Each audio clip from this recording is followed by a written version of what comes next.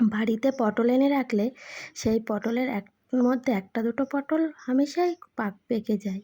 সেই পাকা পটলকে ফেলে না দিয়ে এই রেসিপিটি একবার ফলো করুন, দেখবেন এক থালা ভাত নিমেষেই খাওয়া হয়ে যাবে।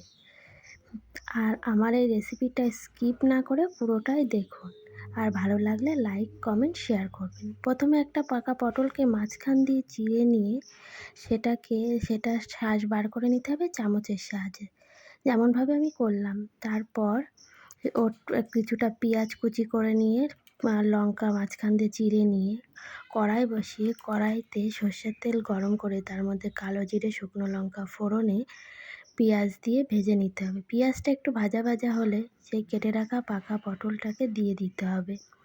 পাকা পটলটা একটু ভাজা হলে তার মধ্যে নুন মিষ্টি হলুদ সব দিয়ে ভালো করে নেড়ে চেড়ে নামিয়ে নিলেই রেডি পাকা